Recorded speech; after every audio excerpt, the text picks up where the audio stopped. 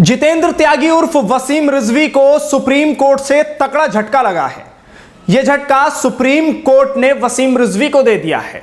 और अब supreme court ने कहा है कि वसीम रिजवी यानी जितेंद्र नारायण त्यागी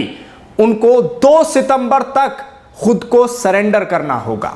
यानी खुद को पुलिस को सौंपना होगा 2 सितंबर तक। मामला क्या है, आज इस वीडियो में आपको यही बताने वाले हैं। आखिर तक बने रहिएगा और वीडियो को ज्यादा से ज्यादा शेयर कीजिएगा। आपको याद होगा कि जितेंद्र नारायण त्यागी जो कि पहले वसीम रिजवी हुआ करते थे, जब वो शरण में पहुंचे नरसिंहानंद सरस्वती की, उसके बाद से उन्होंने किस तरह से प्रॉफिट मोहम्मद सल्लल्लाहु अलैहि वसल्लम और मुसलमानों के खिलाफ, कुरान के खिलाफ बयानबाजी देना शुरू कर दिया और फिर अरेस्टिंग हुई। अरेस्टिंग के बाद वसीम रिजवी, जितेंद्र नारायण त्यागी जेल में बंद रहे। मामला था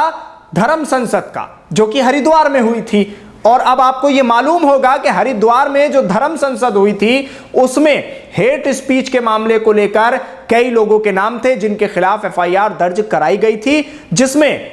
वसीम रिजवी भी थे, जितेंद्र नारायण त्यागी और नरसिंहानंद सरस्वती भी थे। उसके अलावा कई हिंदूवादी संगठन के नेता और धर्मगुरु भी उसमें शामिल थे।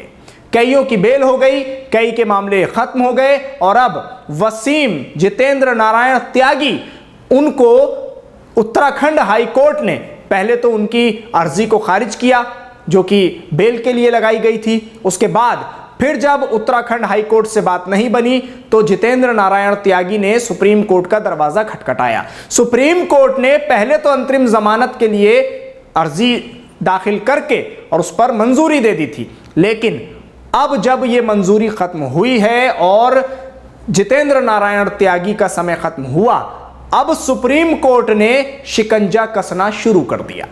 सुप्रीम कोर्ट ने दरअसल जितेंद्र नारायण त्यागी के उस हेट स्पीच को लेकर जो कि प्रॉफिट मोहम्मद सल्लल्लाहु अलैहि वसल्लम के खिलाफ दी गई थी धर्म संसद में हरिद्वार में, और मुसलमानों के खिलाफ उसमें जहर उगला गया था, उस मामले में जितेंद्र नारायण त्यागी को कहा है कि आप 2 सितंबर तक खुद को पुलिस को सौंप दीजिए, यानी 2 सितंबर को जितेंद्र नारायण त्यागी को खुद को सरेंडर करना होगा। एक बार फिर से जेल की सलाखों के पीछे जाएंगे जितेंद्र नारायण त्यागी और 9 सितंबर को इस मामले में सुनवाई होनी है। सुनवाई से पहले पहले सुप्रीम कोर्ट ने यह कहा है कि अब 2 सितंबर को खुद को पुलिस को सौंप दिया जाए। तो आप इससे अंदाजा लगा सकते हैं कि जितेंद्र नारायण त्यागी की जो मुश्किलें हैं अब वो बढ़ती नजर आ रही हैं। पहले जेल में रहना पड़ा, उसके बाद किस तरह से उत्तराखंड हाई कोर्ट ने झटका दिया, उत्तराखंड हाई कोर्ट के बाद इन्होंने दरवाजा खटखटाया था सुप्रीम कोर्ट का, यानी बड़ी अदालत का, सर्वोच्च अदालत का, सर्वोच्च न्यायालय का, और वहां से इनकी अर्जी को मंजूर किया गया था। मेडिकल जमानत दी गई थी, अंतरिम जमानत दी गई थी। उसके बाद अब शिकंजा कस दिया गया है और यह शिकंजा बड़ी मजबूती से कसा गया है जितेंद्र नारायण त्यागी पर। कहा गया है 2 सितंबर को खुद को सरेंडर कर दीजिए आप, और अब यह पूरा मामला सुप्रीम कोर्ट देख रहा है। जिस तरह से प्रॉफिट मोहम्मद सल्लल्लाहु अलैहि वसल्लम के खिलाफ बयानबाजी देना जितेंद्र नारायण त्यागी को अब बहुत ही महंगा पड़ रहा है, और धर्म परिवर्तन के बाद जिस तरह से इनके बयान सामने आए हैं और किस तरह से इन्होंने नरसिंहानंद सरस्वती के साथ मिलकर मुस्लिम समुदाय को, जिस समुदाय से ये पहले आते थे, उसको किस तरह से टारगेट किया था, किस तरह से अभद्र भाषा का इस्तेमाल किया था मुसलमानों के लिए, और इस्लाम धर्म के बारे में कितनी अभद्र भाषा इन्होंने इस्तेमाल की थी और भद्दी लैंग्वेज का पूरी तरह से इस्तेमाल किया था, कुरान के खिलाफ बातें की थी, एक नया कुरान बना लिया था, और उसी के साथ साथ प्रॉफिट मोहम्मद के खिलाफ इन्होंने जिस तरह के लफ्ज इस्तेमाल किए थे, उसी के बाद इनको पहले ही शिया समुदाय से खारिज कर दिया गया था और उसके बाद फिर ये खुद ही मुसलमानों के बीच से हट गए और भगवा चोला इन्होंने पहन लिया और मंदिरों की सीढ़ियों पर सोते हुए नजर आए। उसके बाद जो इनकी दुर्गति हुई है अब वो देखने लायक है, क्योंकि अब सुप्रीम कोर्ट ने जिस तरह से शिकंजा कसा है उससे लग रहा है कि कहीं ना कहीं अब इनको कहीं पनाह नहीं मिलने वाली है। अब जितेंद्र नारायण त्यागी की मुश्किलें असल में बढ़नी शुरू हुई हैं और अब जितेंद्र नारायण त्यागी का एक सीधा रास्ता जेल की तरफ जा रहा है,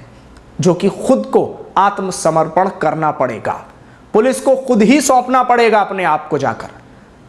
ये कहा गया है सुप्रीम कोर्ट की तरफ से। और सुप्रीम कोर्ट ने इन्हें जो अंतरिम जमानत दी थी उसमें भी बाउंडेशंस थी, कहीं बाहर नहीं जाएंगे, कोई बयान नहीं देंगे, इस तरह की तमाम चीजें उस बयान में सुप्रीम कोर्ट की तरफ से जो आदेश था उसमें लिखी गई थी। और अब जो मेडिकल जमानत दी गई थी वो खत्म और अब मुश्किलें शुरू हो गई हैं। जितेंद्र नारायण त्यागी के लिए 2 सितंबर को खुद को सौंपना है और वहीं से इनकी असल मुश्किल अब शुरू हुई है। लेकिन अब देखना यह भी है कि जिस एफआईआर में और लोग भी नामजद हैं उनके खिलाफ क्या आदेश आ रहे हैं, क्या कार्रवाई हो रही है, क्योंकि उसके बाद आप इस चीज पर गौर दीजिएगा कि जितेंद्र नारायण त्यागी को जिस तरह सुप्रीम कोर्ट ने लताड़ लगा के और उन्हें अब शिकंजा कस दिया है उन पर, लेकिन एक नाम है जिस पर कोई शिकंजा नहीं कसा जा रहा है। वो नाम है नरसिंहानंद सरस्वती का, डासना देवी मंदिर के महंत नरसिंहानंद सरस्वती, जिस पर अभी तक कोई शिकंजा मजबूती से नहीं कसा गया है। और जितेंद्र नारायण त्यागी के बाद उन्होंने, नरसिंहानंद सरस्वती ने बहुत सारे ऐसे बयान दिए, चाहे वो नमाज का मुद्दा हो, चाहे वो नुपुर शर्मा का बयान हो, नुपुर शर्मा के बयान का भी समर्थन किया, दिल्ली की जामा मस्जिद आने की भी बात की। तो ये तमाम चीजें नरसिंहानंद सरस्वती की तरफ से सामने आई, लेकिन अभी तक सरस्वती पूरी तरह से आज़ाद है, उस पर किसी तरह का कोई शिकंजा नहीं कसा गया है। तो वीडियो को ज़्यादा से ज़्यादा शेयर कीजिएगा। सुप्रीम कोर्ट से इस वक्त की ये बड़ी खबर थी।